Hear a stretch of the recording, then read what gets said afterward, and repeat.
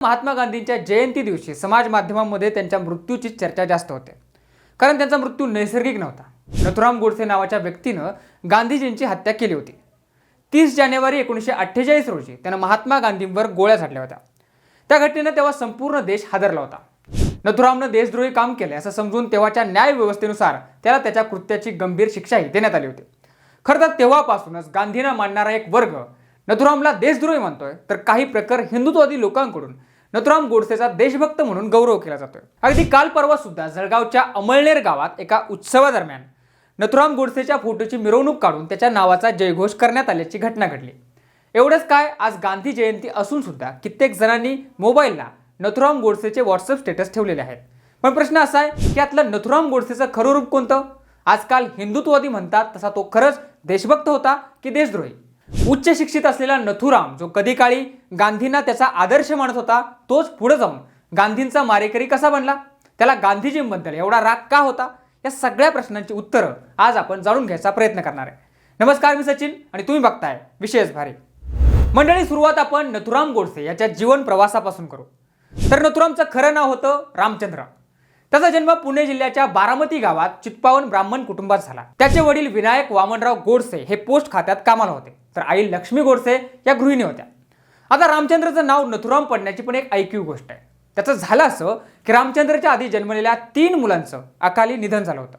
तेव्हा त्याच्या आई वडिलांना कुणीतरी असं सांगितलं की तुमच्या घराला एका वाईट आत्म्याचा शाप आहे, जो फक्त मुलांना म्हणजे तुमच्या वारसाला टार्गेट करतोय. त्यामुळे आता यापुढे जर मुलगा झाला तर तुम्ही त्याला मुलगी म्हणून वाढवा, तरच तो वारस जगेल. त्यानंतर जन्म झाला रामचंद्रचा. मग घरच्यांनी लहानपणी रामचंद्रला मुलगीसारखं वागवायला सुरुवात केली. मुलींची कपडे घालण्यापासून अगदी नाक टोचून नथनी घालण्यापर्यंत घरच्यांनी सगळे प्रकार केले. आणि मग तेव्हापासून रामचंद्रचा नथुराम झाला. घरच्यांपासून बाहेरचे सगळे लोक त्याला नथुराम याच नावानं हाक मारू लागले. दरम्यान नथुरामला एक भाऊ आणि एक बहीण देखील होती. त्याच्या भावाचं नाव होतं गोपाळ गोडसे. नथुरामचं 5वी पर्यंत शिक्षण गावातच झालं. त्यानंतर त्याला एका नातेवाईकासोबत पुण्याला पाठवण्यात आलं. पुण्यात आल्यानंतर त्यानं हिंदी आणि इंग्रजी भाषा शिकली. भाषेवर प्रभुत्व मिळवलं. त्या काळी नथुरामवर चक्क महात्मा गांधी यांच्या विचारांचा मोठा प्रभाव होता. इतकंच नाही तर महात्मा गांधी हे त्याचे मुख्य आदर्श होते. इतिहासात मिळालेल्या माहितीनुसार मुळातच नथुरामचा स्वभाव शांत होता. तो अतिशय कुशाग्र बुद्धीचा मुलगा होता. 1930 साली नथुरामच्या वडिलांची रत्नागिरीला बदली झाल्यामुळं त्याचं संपूर्ण कुटुंब तिथं राहायला गेलं. आणि नेमकं त्याच वेळी नथुरामची भेट झाली विनायक दामोदर सावरकर यांच्याशी. त्यानंतर नथुरामच्या आयुष्याला वेगळी दिशा मिळाली. मिळालेल्या माहितीनुसार नथुराम जेव्हा हायस्कूलमध्ये शिकत होता तेव्हा त्याला सामाजिक कार्य करण्याची प्रचंड इच्छा होती. त्यामुळे त्यानं त्याचं शिक्षण अर्धवट सोडलं आणि हिंदू महासभा तसंच राष्ट्रीय स्वयंसेवक संघासाठी स्वयंसेवक म्हणून तो काम करू लागला, असं खुद्द नथुराम गोडसेच्या नातेवाईक सात्यकी गोडसेंनी माध्यमांना सांगितलंय. दरम्यान हिंदू महासभेचं काम करत असतानाच अग्रणी या वृत्तपत्रासाठीही त्यानं काम करायला सुरुवात केली होती. त्यानंतर त्या वृत्तपत्राचं नाव बदलून हिंदू राष्ट्र ठेवण्यात आलं. त्यावेळी महात्मा गांधीजींनी ब्रिटिश सरकार विरोधात सुरू केलेल्या आंदोलनाला हिंदू महासभेनं पाठिंबा दिला होता. कालांतराने हिंदू महासभेनं त्या आंदोलनापासून फारकत घेतली आणि त्यासोबतच नथुरामनं सुद्धा त्याची भूमिका बदलली. त्यावेळी तो थेट गांधीजींच्या विरोधात गेला, कारण त्यावेळी त्याचं असं मत झालं होतं की गांधीजी बहुसंख्य हिंदू आणि अल्पसंख्य मुस्लिमांमध्ये भेदभाव करतायत आणि अल्पसंख्याक मुस्लिमांप्रती ते नेहमी झुकती भूमिका घेत आहेत. अल्पसंख्याक समूहातील लोकांना खुश ठेवण्याच्या प्रयत्नात ते बहुसंख्य हिंदूंच्या हिताकडे दुर्लक्ष करत असल्याचंही त्याचं म्हणणं होतं. एवढंच नाही तर भारताच्या फाळणीला सुद्धा महात्मा गांधी जबाबदार असल्याचं तो काम करत असलेल्या हिंदू महासभेचं म्हणणं होतं. महात्मा गांधींच्या त्या भूमिकेमुळे देशाची फाळणी झाली आणि त्या फाळणीमध्ये अनेक निष्पाप नागरिकांचा मृत्यू झाला, अशी त्याची धारणा होती. त्याचाच राग मनात धरून मग पुढे त्यानं गांधींना मारण्याचा निर्णय घेतल्याचं कोर्टात कबूल केलं होतं. पण नथुरामनं गांधींची हत्या नेमकी का आणि कशी केली होती? तर ऐका. गांधींचे नातू तुषार गांधी यांनी लिहिलेल्या पुस्तकानुसार 13 जानेवारी 1948 रोजी दुपारी जवळपास 12 वाजता महात्मा गांधी 2 मागण्यांसाठी उपोषणाला बसले होते. त्यापैकी पहिली मागणी अशी होती की भारतानं पाकिस्तानला 55 कोटी रुपये द्यावे आणि दुसरी मागणी अशी की दिल्लीत मुस्लिमांवर होणारे हल्ले थांबवावेत. आता ते 55 कोटी कुठले? तर फाळणीच्या करारावेळी भारतानं पाकिस्तानला विनाअट 75 कोटी रुपये द्यायचं कबूल केलं होतं. त्यापैकी 20 कोटी रक्कम आधीच दिली होती, पण 55 कोटी रक्कम शिल्लक होती. मात्र पाकिस्तानला उर्वरित रक्कम देण्याबद्दल पंडित जवाहरलाल नेहरू आणि सरदार वल्लभभाई पटेल यांचं पॉझिटिव्ह मत नव्हतं. कारण तसं झालं तर हिंदू मुस्लिम असा नवा संघर्ष देशात उभा राहील आणि त्याचे देशाला वाईट परिणाम भोगावे लागतील. शिवाय भारतालाही याचा बराच आर्थिक तोटा सहन करावा लागणार होता. पण गांधींना असं वाटत होतं की पैसे दिले नाही तर करारावेळी दिलेल्या शब्दांचं पालन होणार नाही आणि त्यामुळं पाकिस्तानची फसवणूक केल्यासारखं होईल. त्यामुळे ते उपोषणाला बसले होते. तुषार गांधींच्या मते गांधींचा उद्देश फक्त पाकिस्तानला पैसे देण्याचा नाही तर पुढील काळात होणारा संघर्ष टाळून धार्मिक सलोखा राखण्याचा होता. बापू मानवतावादी विचार करत होते, पण हिंदू महासभेला गांधींची ती भूमिका पटली नव्हती. त्यामुळे प्रखर हिंदूंच्या मनात गांधींबद्दल राग होता. त्याच रागातून गोडसेनं गांधींची हत्या करण्याचा निर्णय घेतला होता.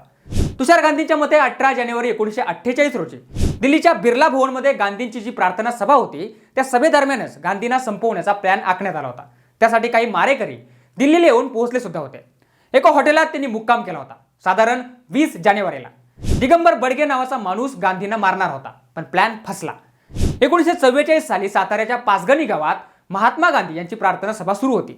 त्यावेळी सुद्धा एका तरुणानं चाकू घेऊन गांधीजींवर हल्ला करण्याचा प्रयत्न केला होता, पण भिकूदाजी भिलारे नावाच्या व्यक्तीनं गांधीजींचा जीव वाचवला होता. काही जणांच्या मते तो चाकू हल्ला करणारा व्यक्ती नथुरामच होता आणि त्यानं 1944 नाही तर 1947 साली गांधींवर जीव घेणा हल्ला केला होता, पण तोही प्रयत्न फसला होता. गांधीजींचे नातू तुषार गांधी यांनी त्या घटनेचे ठोस पुरावे उपलब्ध नसल्याचं बोललं होतं. पुढे मग नारायण आपटे आणि नथुराम गोडसे यांनीच ती जबाबदारी उचलली. दरम्यान 27 जानेवारी 1948 रोजी गोडसे आणि आपटे मुंबईहून दिल्लीला रवाना झाले. दोघेही ट्रेननं ग्वाल्हेरला पोहोचले आणि रात्री डॉक्टर दत्तात्रय परचुरे यांच्या घरी थांबले. दुसऱ्या दिवशी तिथूनच इटालियन बनावटीची काळ्या रंगाची ऑटोमॅटिक बॅरेटा माउजर त्यांनी विकत घेतली आणि 29 जानेवारी रोजी ते दिल्लीला पोहोचले. दोघेही दिल्लीच्या मुख्य रेल्वे स्टेशनवर रेल्वेच्याच एका खोलीत थांबले. तिथंच त्यांना करकरे भेटले. 30 जानेवारी रोजी त्यांनी बिर्ला भवनाच्या पाठीमागील जंगलात पिस्तूल शूटिंगची प्रॅक्टिस केली आणि बरोबर संध्याकाळी 5 वाजता बिर्ला भवनमध्ये प्रवेश मिळवून त्याने गांधीवर 3 गोळ्या झाडल्या. गांधीमुळे अखंड भारताचे तुकडे झाले असं त्याचं मत होतं. हल्ल्यानंतर नथुराम पळून न जाता तिथंच थांबला आणि त्यानं स्वतःला पोलिसांच्या स्वाधीन केलं. त्याला अटक झाली, मात्र आपटे आणि करकरे पुन्हा एकदा दिल्लीहून मुंबईला पळून जाण्यात यशस्वी ठरले. पण पुढे दोघांनाही 14 फेब्रुवारी रोजी अटक करण्यात आली. महात्मा गांधी यांच्या हत्येनंतर देशामध्ये दंगे सुरू झाले होते. 2 समाजामध्ये दंगे पेटले होते. खास करून महाराष्ट्रातील सांगली मिरजमध्ये उसळलेल्या दंगलीमध्ये अनेक घरे जाळण्यात आली होती असं म्हणतात. महात्मा गांधी यांच्या मृत्यूनंतर हिंदू महासभा आणि राष्ट्रीय स्वयंसेवक संघ यांच्यावर बंदी घालण्यात आली होती, कारण गोडसेचा हिंदू महासभा आणि संघाशी संबंध असल्याचं बोललं जात होतं. पण पुढे महात्मा गांधी यांच्या हत्येबाबत RSS जबाबदार असल्याचे पुरावे सापडले नाहीत आणि तेव्हा तत्कालीन पंतप्रधान जवाहरलाल नेहरू आणि सरदार वल्लभभाई पटेल यांनी 1949 मध्ये संघावरील निर्बंध मागे घेतले. अनेकांनी गांधीजींच्या हत्येमागे भारत सरकारचाच म्हणजेच तत्कालीन काँग्रेसचाच हात असल्याचा गंभीर आरोप करत त्यांना दोषी ठरवलं होतं.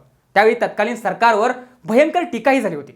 महात्मा गांधी यांची हत्या झाल्यानंतर 27 मे 1948 पासून नथुरामवरील खटल्याचा प्रारंभ झाला.